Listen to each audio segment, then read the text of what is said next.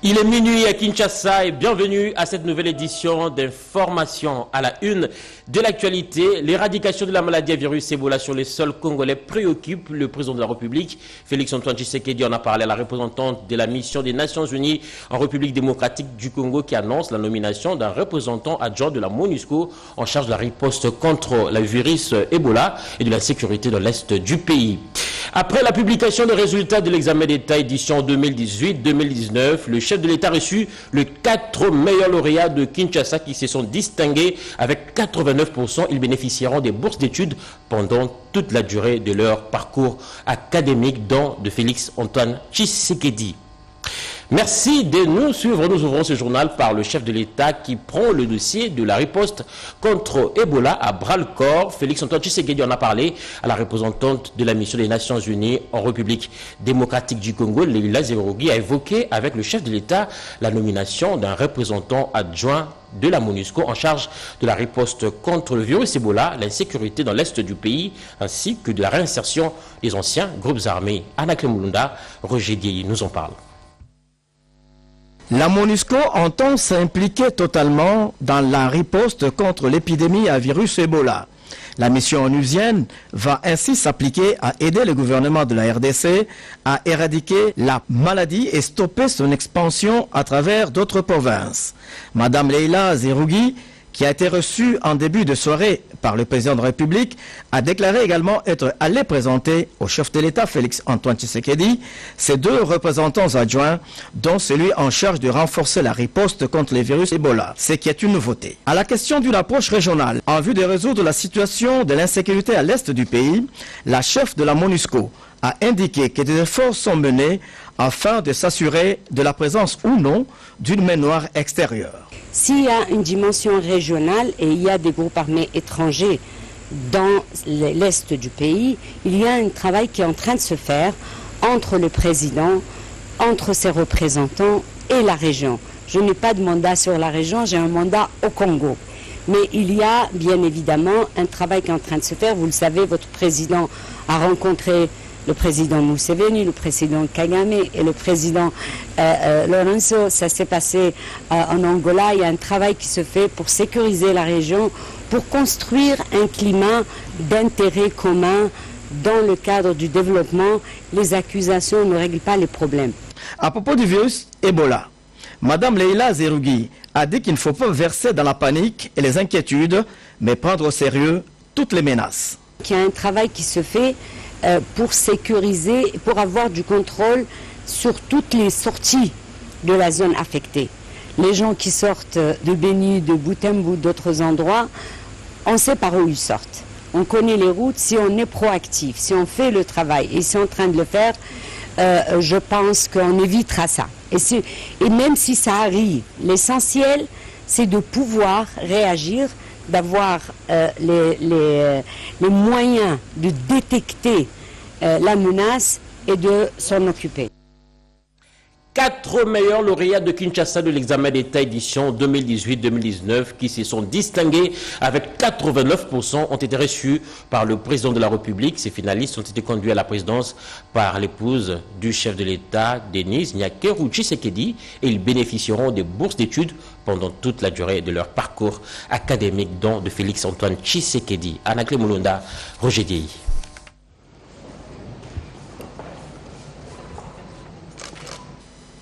Encore une démonstration de magnanimité du président Félix-Antoine Tshisekedi envers des lauréats des examens d'État 2018-2019 et son attachement à l'éducation de la jeunesse congolaise. 4 finalistes, dont 2 filles et 2 garçons, qui ont obtenu leur diplôme d'État avec 89%, ont été conduits par la distinguée première dame de la RDC, Madame Denise Nyakeru Tshisekedi, auprès du président de la République, chef de l'État, Félix-Antoine Tshisekedi. Ils étaient accompagnés par leurs parents au cabinet du chef de l'État. Le premier parent de la RDC a promis de les prendre en charge pendant toute la durée de leurs études, histoire de soulager leurs parents et stimuler d'autres candidats aux examens d'État. Bien, déjà, nous sommes tous très honorés d'être reçus par le président de la République. Et en deuxième lieu, je dirais qu'il a été comme un prophète pour nous. Donc c'était la confirmation de ce qui était une prière pour nous. La réussite se prépare et que ça se paye dur.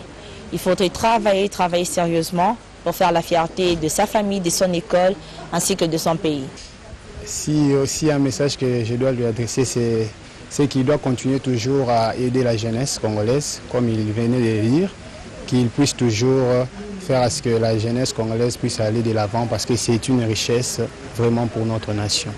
C'est une surprise pour nous, et c'est parce que c'est dans le parcours du président de la République qui tient à l'éducation de jeunes, comme il l'a rappelé. C'est pour cela, maman qui nous a reçus en premier lieu, tenait absolument à ce que aussi le président de la République nous reçoive et puisse prodiguer ce conseil à nous les parents et aux différents lauréats que nous avons conduits.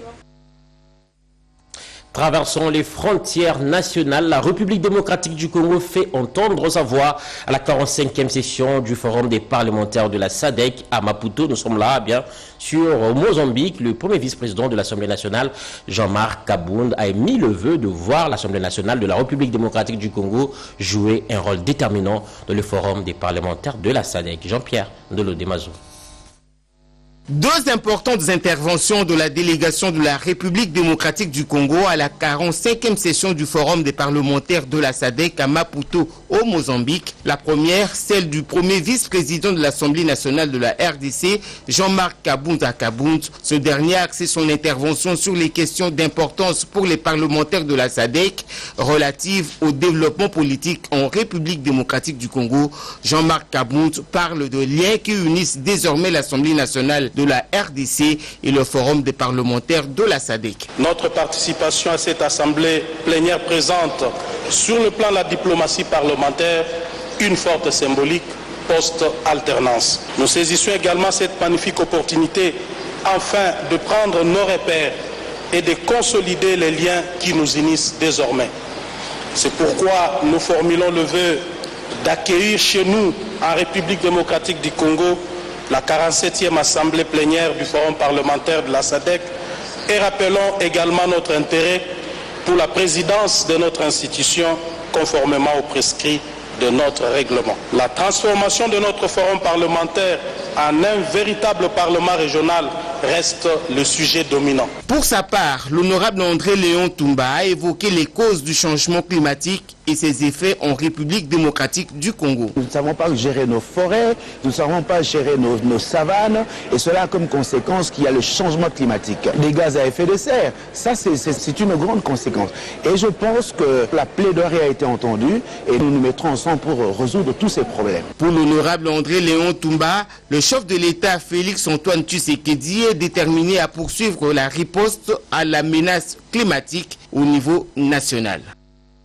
Revenons au pays. Le chef de la maison civile du chef de l'État, Monseigneur Gérard Moulumba, tenu une conférence de presse dans son bureau de travail. Question de démentir le décès du fonctionnaire Baudouin Intumine, sous-gestionnaire de crédit dans la maison civile du chef de l'État. Il a éclairé la lanterne sur cette affaire. Toto Célestine Songo. Décès du fonctionnaire Baudouin Intumine, sous-gestionnaire des crédits de la maison civile du chef de l'État. Des rumeurs ont circulé sur les réseaux sociaux dans tous les sens pour éclairer l'opinion et donner les détails sur les raisons réelles de la disparition de cet agent de l'État. Monseigneur Gérard Moulumba, chef de la maison civile du chef de l'État, a tenu une conférence de presse. Le disparu, selon des informations que j'ai eues après, était déjà malade depuis l'année passée.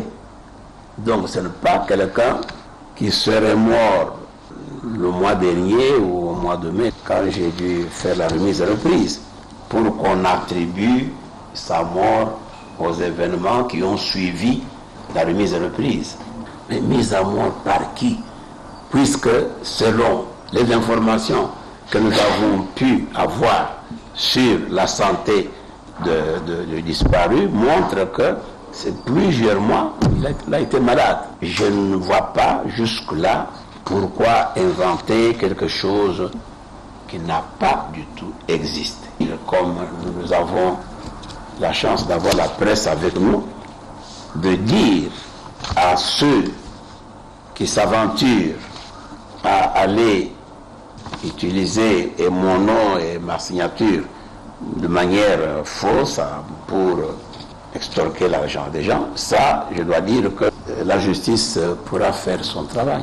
Tout le malentendu a été dissipé et la bonne information a été donnée par la bouche autorisée. Victimes d'une démolition anarchique et illégale, les habitants du quartier passent à 3 paillotes dans la commune de Lantélé sollicitent la compassion des autorités du pays pour les rétablir dans leurs droits et sécuriser leur foyer. Ils lancent ces cris de détresse. Suivez. S'il est des mots les plus dénoncés dans notre société, le conflit foncier compterait parmi les épidémies qui gangrènent la République démocratique du Congo. La réforme de ces secteurs donnerait les opportunités pour analyser la situation d'accès à la terre à l'égard de tous. Pour y arriver, le ministère des Affaires foncières, en appui avec l'ONU Habitat, vient de lancer à Kinshasa les consultations provinciales sur le projet du document de politique foncière nationale et la formation des facilitateurs sur la méthode de consultation. Il s'agit là d'une consultation à la base pour s'imprégner des réalités courantes liées au conflit des terres dans les 26 provinces de la République démocratique du Congo afin d'élaborer une feuille de route des politiques foncières adaptées aux réalités de chaque province en cette matière. C'est là pour mettre fin à des conflits de terres qui des fois amènent à des tueries entre différentes communautés. Elle doit produire des textes réglementaires, elle doit en même temps proposer des pistes de réorganisation de l'administration foncière pour la moderniser et en même temps produire des programmes et des projets à travers lesquels le gouvernement va mettre en œuvre tout ce qui aura été proposé comme résultat de la réforme afin que le pays sur le plan du secteur foncier fonctionne correctement. Après avoir produit le document, que nous rentrions encore vers toutes les parties prenantes pour leur présenter les documents et que s'il y a des amendements utiles que les gens pensent qu'on devrait mettre, qu'ils les proposent de manière ordonnée, organisée et qu'on les mette dedans. Une rencontre qui a mis autour d'une table les acteurs de la société civile, les organisations des peuples autochtones, les élus locaux et nationaux, bref, tout acteur qui intervient dans ces secteurs. Question d'assurer la participation de toutes les parties prenantes au processus de la réforme foncière en République démocratique du Congo. L'Institut national de préparation professionnelle INPP, un cadre idéal pour la formation d'une main-d'œuvre qualifiée. Le vice-ministre de la coopération a échangé avec une délégation des jeunes de la commune de Kalamo sur l'emploi des jeunes. Cédric Enina nous en parle. Du cadre informel à un cadre formel, le vice-ministre de la coopération a reçu dans son cabinet de travail une délégation de jeunes et femmes de la commune de Kalamou, sensibilisés en amont sur les changements de mentalité pour une éventuelle réinsertion sociale à travers l'apprentissage d'un métier pour déboucher à un emploi. Le tout pour mettre fin à la délinquance juvénile galopante dans la capitale. Auparavant, nous savons tous que les politiques se servaient de nous. Et aujourd'hui, nous sommes honorés de voir que M. le ministre veut être au service de nous, la jeunesse congolaise. Ben oui, hein, on va se serrer le main entre nos frères. On va essayer de faire en sorte que tout rentre dans le bon sens en tout cas. La réponse pour l'emploi décent passe par la formation. Eh bien, le vice-ministre a déjà pris contact avec l'Institut national de préparation professionnelle pour la formation de ces jeunes. L'INPP, un outil de formation, image de la coopération entre la République démocratique du Congo et le Japon. La solution au problème d'embouteillage dans la ville-province Kinshasa, c'est aussi la création des parkings modernes. Ce sujet était sur la table qui a réuni les chauffeurs, taxis et les autorités de la ville. Suivez.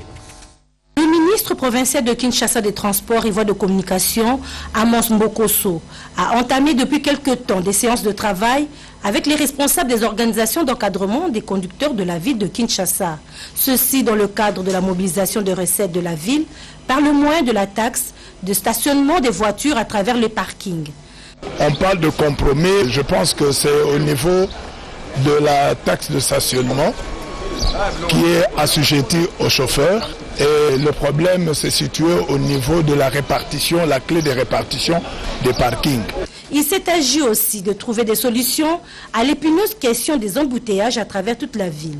Les parties prenantes se sont convenues de passer par la sensibilisation des conducteurs pour y parvenir. Il faut associer également les associations des motocyclistes. Parce que quand vous arrivez, vous trouvez d'abord il y a des bouchons créés par les conducteurs. avec le système de tournoi, quand ils arrivent là-bas, c'est tout le monde qui est bloqué. Et en même temps, les motocyclistes, ils viennent dans le sens contraire. Et ça fait besoin. D'ici le 1er août, une campagne de sensibilisation sera lancée concernant cette problématique d'embouteillage. Santé, l'Union africaine est déterminée à prêter main forte à la République démocratique du Congo pour lutter contre la maladie à virus Ebola. Le commissaire aux affaires sociales de l'Union africaine est arrivé à Kinshasa. Amira El Fadil, à la tête d'une forte délégation, va prendre contact avec les officiels du pays, entre autres le président de la République, et elle se rendra dans la province du Nord Kivu en proie à cette épidémie, nous dit Lisette Mojinga. Après la déclaration par le directeur général de l'Organisation mondiale de la santé de l'épidémie d'Ebola en RDC comme une urgence de santé publique de portée internationale, les partenaires internationaux se mobilisent pour appuyer la RDC dans la riposte enclenchée par les gouvernements contre cette épidémie. C'est dans ce cadre que se situe la visite en République démocratique du Congo de Madame le commissaire aux affaires sociales de l'Union africaine en RDC, Amira El Fadil. Elle est à la tête d'une forte délégation venus prendre contact avec les officiels congolais, dont le chef de l'État, Félix-Antoine Tshisekedi Tshilombo, et la représentante spéciale des Nations Unies, chef de la MONUSCO, Leila Zerougi. I'm here on behalf of the chairperson of the African Union Commission. Alors, je suis arrivé au nom du président de la Commission de l'Union africaine, son Excellence M. Moussa Faki Mahamat, que l'Union africaine est ici pour supporter, l'Union africaine est ici pour apporter, et je viens avec un message de solidarité du continent. Alors, depuis la déclaration de cette 10e épidémie en août 2018, nous avons déployé des épidémiologistes et des experts sur le terrain qui sont aux côtés du gouvernement, qui travaillent avec les autres partenaires. Et nous sommes là pour appuyer le pays et nous allons continuer par faire ce travail-là afin que le pays vienne à bout de cette 10e épidémie, justement, dont vous avez mentionné. Dans cette délégation, on note la présence du directeur du Centre africain de contrôle et de prévention des maladies, le docteur John Kengasong, dont la mission est de renforcer les capacités des institutions de santé publique et des partenariats en Afrique pour détecter et répondre rapidement aux menaces et aux épidémies des maladies sur la base d'interventions et des programmes scientifiques et politiques fondés sur les données. Restons toujours au chapitre de la santé pour vous dire qu'il s'est ouvert à Kinshasa l'atelier de révision des directives du programme national de l'élimination du choléra et de lutte contre les maladies diarrhéiques, nous dit Chimène Dondo. La diarrhée demeure dans le monde un problème majeur de santé publique et constitue la deuxième cause des mortalités évitables chez les enfants de moins de 5 ans, dont 80% meurent dans la communauté et 20% au niveau des structures. Le choléra est la maladie la plus connue de ces maladies diarrhéiques selon l'OMS. Depuis son apparition à l'ouest en 1974 et à l'est en 1977, la République démocratique du Congo est devenue l'un des pays le plus endémiques au monde. D'où cet atelier pour relever les stratégies et normes pour lutter contre ces maladies. C'est un atelier qui vise à doter au pays des stratégies et des normes et directives pour l'élimination du choléra en RDC et également permettre au pays de pouvoir répondre aux engagements que nous avons pris au niveau international. La RDC, nous sommes parmi les 20 pays qui ont pris l'engagement d'éliminer le choléra à l'horizon 2030. Et pour y parvenir, il faut qu'il y ait des stratégies innovantes pour permettre de résoudre, d'éliminer le choléra. Donc toute la population sur les mesures d'hygiène par rapport au choléra, parce que le choléra c'est une maladie qui s'attrape à travers l'hygiène précaire et l'absence d'assainissement. Le programme national d'élimination de choléra et de lutte contre les autres maladies diarrhéiques, Pénécole MD en sigle, a d'une part pour mandat de contribuer au bien-être de la population congolaise pour l'élimination de choléra en RDC comme un problème de santé publique, la prise en charge correcte des autres maladies diarrhéiques et des maladies tueuses des enfants de moins de 5 ans dans la communauté en RDC. Comment lutter contre les violences sexistes en milieu scolaire et académique? Ce thème a été développé lors de la première édition des journées de réflexion de l'Observatoire indépendant de l'éducation. Paulette Lomba. Les violences sexistes en milieu scolaire et académique sont encore un fléau en République démocratique du Congo. On évoque par exemple le harcèlement sexuel subi par certains élèves et étudiants dont le pourcentage varie entre 20% pour les écolières et 30% pour les étudiantes. Il faut une réflexion idoine. L'Observatoire indépendant de l'éducation a réuni dans cette perspective différents intervenants autour du thème « Comment lutter contre les violences sexistes en milieu scolaire et académique ». L'objectif que nous poursuivons, c'est juste avoir un système éducatif complet, équilibré. Et un système éducatif non discriminatoire. Parce que tous ces enfants qui sont victimes de violences sexistes sont exclus de l'école, sont abandonnés, ils vivent avec des frustrations au sein de la communauté. Comme l'éducation doit se faire de façon inclusive, nous avons la possibilité pour que tout le monde puisse participer, si nous puissions lutter contre ces fléaux. Plusieurs facteurs influencent les violences sexistes en milieu scolaire. Il y a des responsabilités, il y a des causes, entre autres la pauvreté des parents, aussi la loi de moindre effort, la facilité, l'un s'accroche à l'autre, mais il y a aussi la légèreté, il y a l'environnement, l'accoutrement par exemple. Il y a plusieurs causes, mais tout cela entraîne à ce que les enfants suivent des exemples qui ne sont pas commodes et se lancent dans l'aventure des violences sexuelles. L'Observatoire indépendant de l'éducation vise l'amélioration du système éducatif en faisant référence aux études et analyses contextuelles menées dans le cadre des violences basées sur le genre en République démocratique du Congo. Intéressons-nous à la jeunesse, l'ambitieux programme du chantier national de la jeunesse, concept porté par le Conseil national de la jeunesse et le président national de CNJ a sensibilisé les jeunes de qui nous sommes là, dans le Maniema, autour de ce programme. Regardez. Arrivé dans la ville de Kindu, dans la province du Maniema, la délégation du Forum national de la jeunesse, sous le leadership de l'honorable Patrick Katengo, a été bénie par la présence à l'aéroport national de Kindu du gouverneur et vice-gouverneur Ogi Moussafiri Nkola et Jean-Pierre Amadi Lubenga.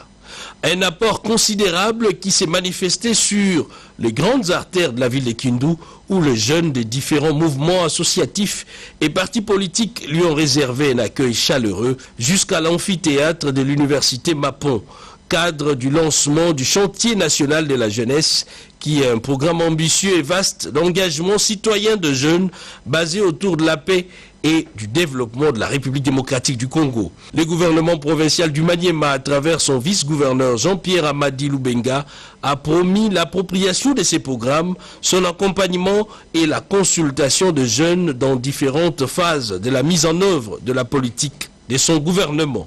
Pour sa part, le président du FNJ, Patrick Katengo, a demandé à la jeunesse du Maniema de capitaliser positivement les acquis de la première alternance pacifique et démocratique en RDC en respectant les institutions de la République et en apportant un soutien aux actions du chef de l'État Félix-Antoine Tshisekedi Tshilombo. Nous devons tous, à tous les niveaux, nous activer pour m'accompagner dans la lutte contre la corruption. Profitant de son séjour à Kindu, l'honorable Patrick Katengo a sensibilisé les jeunes de différents partis politiques comme d'habitude et mouvements associatifs, y compris professionnels, ainsi que les associations de jeunes afin de transformer les opportunités de la province en richesse pour son développement.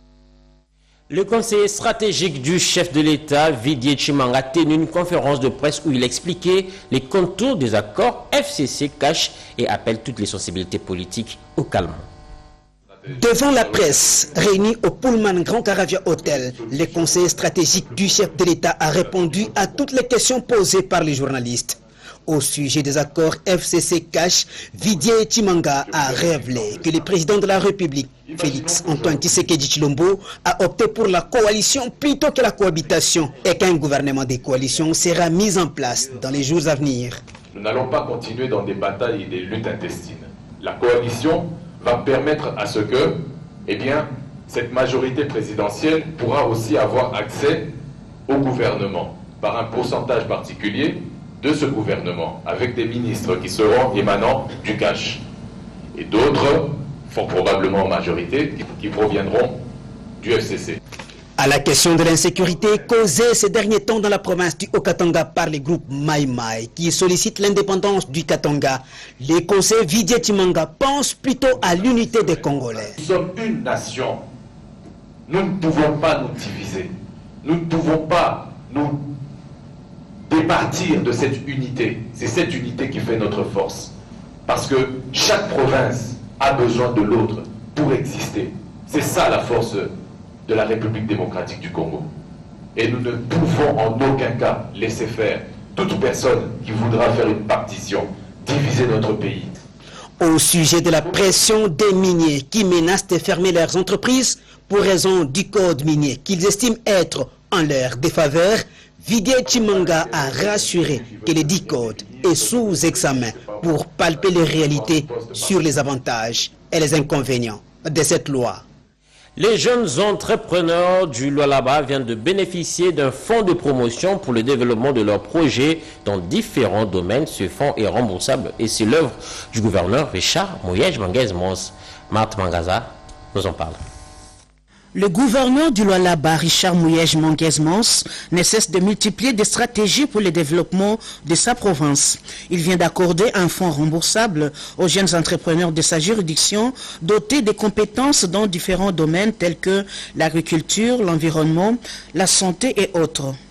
Les séances de renforcement des capacités seront supervisées par les comités organisateurs dans le seul but de développer leurs compétences et procéder à leur orientation. Il faudrait dire merci au gouvernement de Lualaba et à son gouverneur Richard Mouyej Manguez-Mons qui a répondu à l'appel de la Constitution, son article 14, où on voudrait bien faire de la RDC un pays où il y a une pleine égalité des chances et des sexes. Il s'est de dire que ces entrepreneurs doivent développer certaines capacités et avoir ce qu'on appelle des IOV, des indicateurs objectivement vérifiables, et ça nous permet d'être sûrs avec ces jeunes entrepreneurs parce que c'est un fonds qui sera remboursé et ils vont rembourser progressivement comme lui-même l'a demandé. Alors c'est un effet de soulagement et nous allons rentrer donc en province pour organiser donc des séances de formation en étroite collaboration avec celle qui fait le croix de transmission entre le gouverneur et les jeunes, qui est notre patronne de la jeunesse, Madame Lydia Kapapa, avec laquelle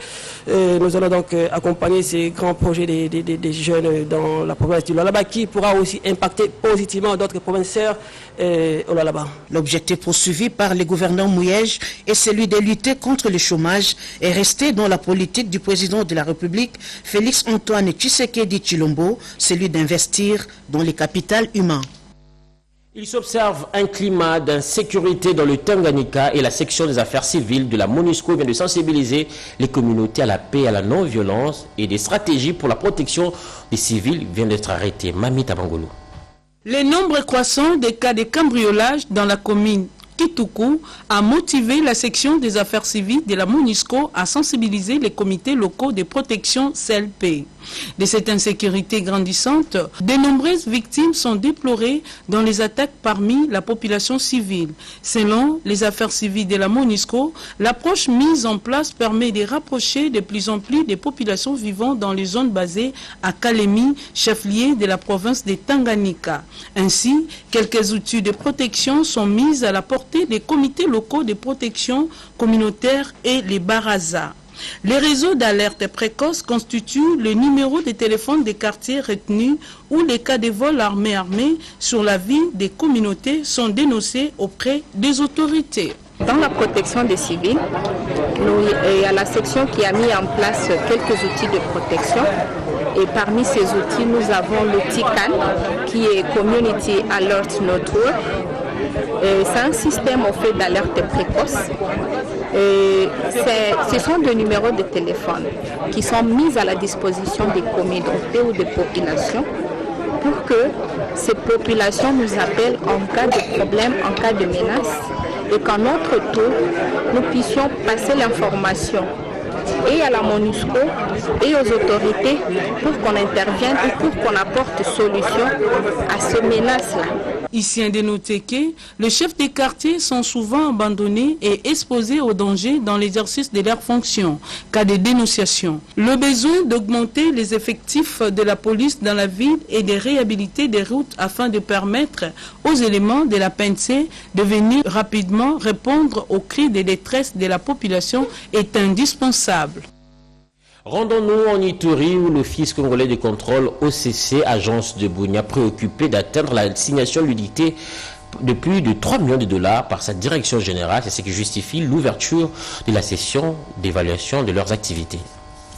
Plus de 30 personnes prennent part à ces travaux de 3 jours. Il s'agit de tous les chefs de section, chefs de service de l'OCC en Ituri, d'évaluer les activités de cette entreprise de janvier à juillet 2019 afin de relever le point fort et faible pour une meilleure performance. Objectif, atteindre l'assignation édictée par la direction générale en tête, Rissa Sitabou, qui met au centre de ses priorités l'amélioration des conditions salariales de son personnel. Fredungo Modja, chef d'agence de l'OCC Bunyam, revient sur l'importance de cette activité.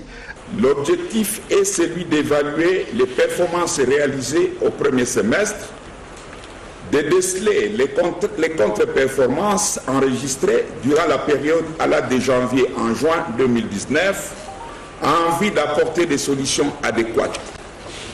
C'est pourquoi j'en appelle à la détermination, à l'assiduité de chaque participant pour que ces travaux contribuent au bon fonctionnement et à une meilleure performance de notre agence. À signaler que les travaux de cette session d'évaluation prennent fin ce samedi à Bunia.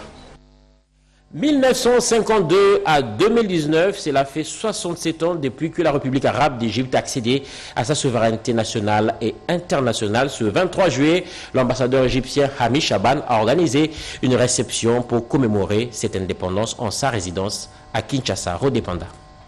Le 23 juillet 1952, une date d'un grand souvenir spécial pour le peuple égyptien qui s'était libéré de la colonisation. Les Égyptiens à travers le monde ont commémoré ce 23 juillet 2019 le 67e anniversaire de la révolution égyptienne, symbole de l'indépendance et la souveraineté de ce peuple. L'ambassadeur égyptien Hamdi Chaban a réuni en sa résidence de la Gombe, en République démocratique du Congo, les différentes délégations de corps diplomatiques et autres personnalités politiques et militaires de la RDC. C'est surtout une grande joie pour moi, coïncider premièrement avec le développement historique dans la République démocratique du Congo cette année, l'alternance pacifique du pouvoir. Et deuxièmement, quand l'Égypte assume la présidence de l'Union africaine avec la République démocratique du Congo comme la seconde vice-présidente. L'Égypte a salué fortement ce transfert démocratique de pouvoir pour la première fois dans l'histoire du Congo. À cet égard, le président de la République arabe d'Égypte, Abdel Fattah al-Sisi, a adressé au président de la République démocratique du Congo, son Excellence M.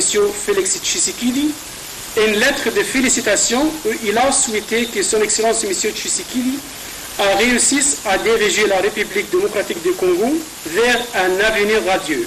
L'Égypte, en fonction de sa présidence actuelle de l'Union africaine, réaffirme son engagement à continuer les réformes institutionnelles, financières, le dynamisme et l'efficacité de l'organisation au bénéfice des aspirations des peuples africains. La soirée a été agrémentée par le groupe congolais Nsangombonda venant de l'Égypte.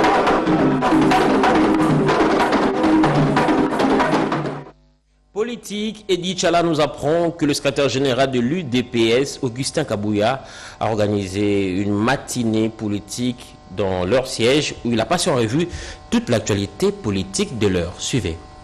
L'opinion qui veut être construite autour de l'idée selon laquelle la base de l'Union pour la démocratie et le progrès social UDPS est contre le mariage franc-commun pour le Congo FCC et Cap pour le changement, cache et sournoise. Le secrétaire général de l'UDPS, Augustin Kabouya, l'a fait remarquer à la base combattante du parti lors de cette matinée politique. Haut et fort, il a rappelé à ses inconditionnels de l'UDPS que malgré la nette victoire du président de la République Félix Antoine Tshisekedi Tshilombo aux élections du 30 décembre dernier, le Front commun pour le Congo de Joseph Kabila Kabange a maintenu sa majorité au Parlement. Ainsi donc, pour diriger, l'alliance était inéluctable afin de pérenniser la paix chèrement acquise.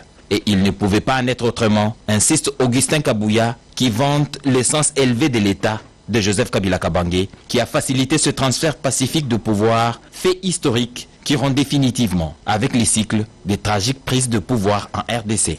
Les mauvaises langues qui jettent de l'opprobre sur les rencontres Félix Tshisekedi-Joseph Kabila veulent à corps et à cri la sortie du gouvernement. Quelle logique contradictoire s'est interrogé Augustin Kabouya, secrétaire général de l'UDPS. Ces rencontres annoncent la sortie du gouvernement pour bientôt. Une évidente communion d'esprit s'est dégagée entre le secrétaire général de l'UDPS et la base au siège national du parti où la matinée politique a eu lieu. Ainsi se termine cette édition de minuit. C'était un réel plaisir de vous informer. Mais avant de nous quitter, voici le rappel des titres.